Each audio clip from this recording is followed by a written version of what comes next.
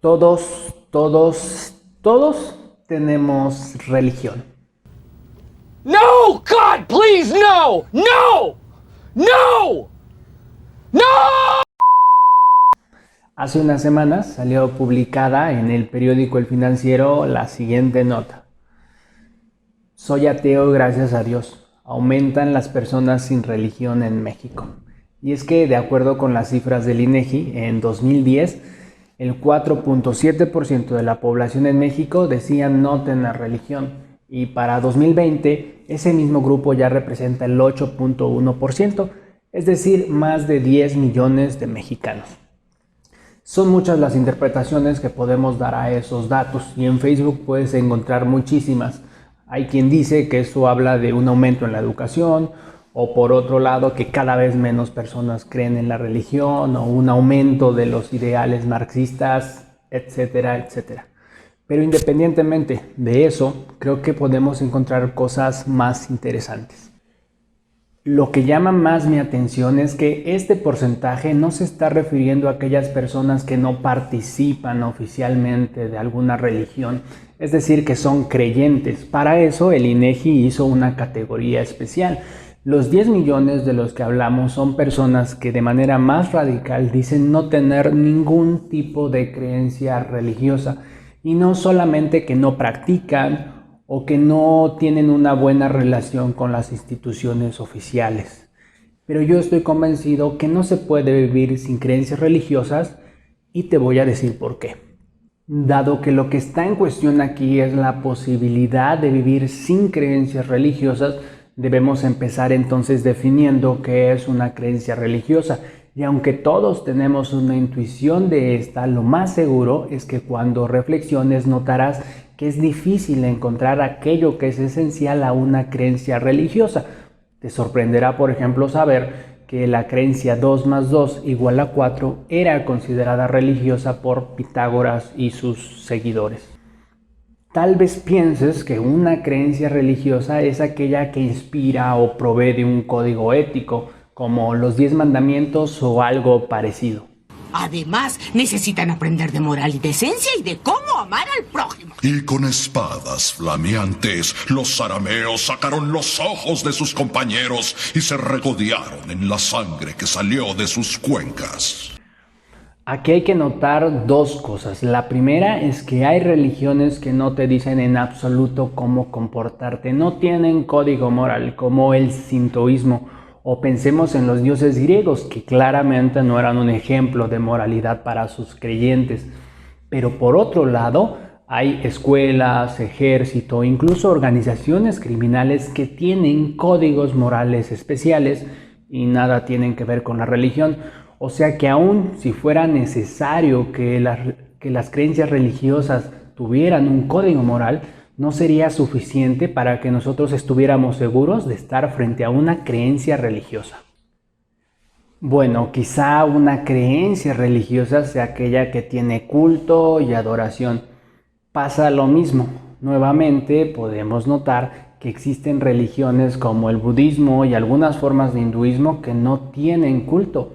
El dios de Aristóteles está contemplándose a sí mismo, así que no le interesa ni tu existencia, ni tus oraciones, ni tu alabanza, así que harías mal en rendirle culto. Y lo mismo pasa si piensas que lo esencial a una creencia religiosa es creer en un ser divino. Hay religiones que ni siquiera usan la palabra ser para referirse a lo divino, porque se les hace un concepto demasiado definido y optan por palabras como vacío, como nada o como no ser. Te presento a Roy Clouser, filósofo y autor del libro El mito de la neutralidad religiosa. En su libro, después de hacer este mismo recorrido, llega a la siguiente definición. Te la explico. Una creencia religiosa es una creencia en algo divino per se, no importa cómo se le describa ulteriormente. Donde divino per se significa tener realidad incondicionalmente no dependiente. Oye, despacio, cerebrito. Se oye más difícil de lo que es. Vamos por partes. Básicamente dice que una creencia religiosa trata sobre algo que es divino y que, aunque hemos visto, eso puede ser descrito de múltiples formas. el motor inmóvil de Aristóteles, los números de los pitagóricos, el vacío del budismo. El punto es que hay algo que es divino, aunque probablemente eso ya lo sabías. Esa sería la primera cuestión. La segunda cuestión y más interesante es ¿qué significa ser divino? Ser divino, según este autor, significa no depender de nada ni de nadie para existir, ser autoexistente, mientras que todo lo demás, si es que existe algo más, depende de lo divino. Podemos usar palabras como autosuficiente, como no creado o frases como meramente allí. Algunos teólogos cristianos han usado el concepto aceidad para referirse a este atributo. Juan 1:3 nos lo explica con claridad. Todas las cosas por Él fueron hechas y sin Él nada de lo que ha sido hecho fue hecho. Esta es la mejor definición de creencia religiosa que he podido encontrar y nos permite notar qué tienen en común el cristianismo, el hinduismo, el budismo y hasta el platonismo o el pitagorismo. Pero va más allá de eso, nos provee de nuevas herramientas para entender otras formas de pensamiento y de entender la realidad. Clauser concluye que el marxismo es una religión porque asume una parte de la realidad como básica e independiente de la cual todas las demás se derivan y dependen, la materia. Por esta razón, a pesar de sus declaraciones en contra, la creencia de Marx está basada en una creencia religiosa, y lo que es más relevante, esta creencia religiosa es típicamente pagana, puesto que supone que algo del universo, la materia y su ley dialéctica, es un segmento autoexistente de la realidad de la cual todo lo demás depende.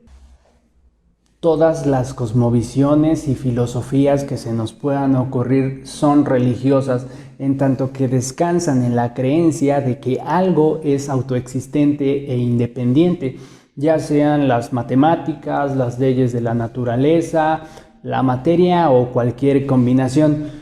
Clauser además hace una distinción entre los tipos principales de creencias religiosas. Son tres los más importantes: el tipo panteísta, el tipo pagano y el tipo bíblico.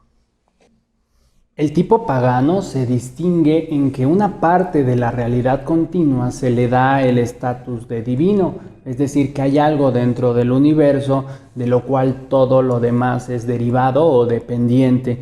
El pitagorismo antiguo o el materialismo actual caen en esta categoría y se escucha más o menos así.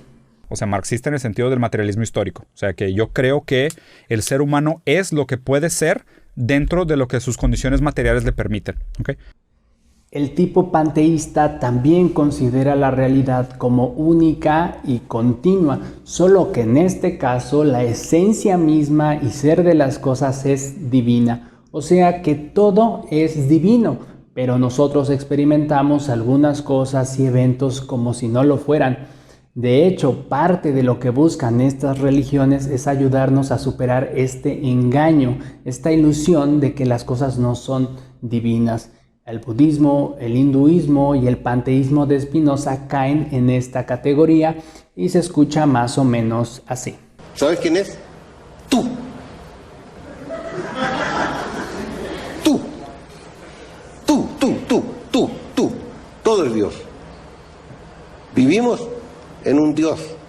Entonces nos cierran los ojos para que no demos cuenta. Finalmente, el tipo bíblico. En contraste con las anteriores, esta visión niega que exista una única realidad continua.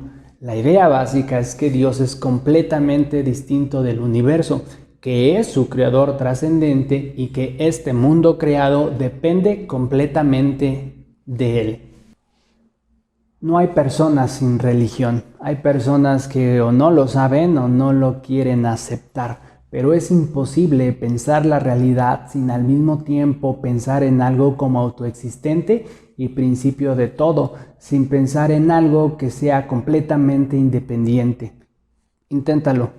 Así que mientras podemos decir las palabras nada es divino y saber lo que significan, no podemos pensar en ningún conjunto de circunstancias que sean un ejemplo de ello, así como podemos decir y entender las palabras círculo cuadrado, pero no podemos pensar en nada que pudieran nombrar.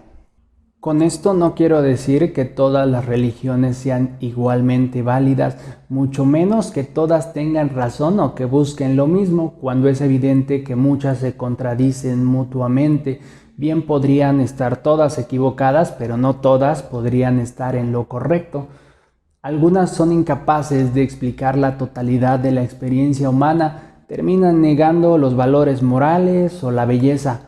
Otras se engendran sociedades en las cuales nadie quisiera vivir, pero ese sería otro tema.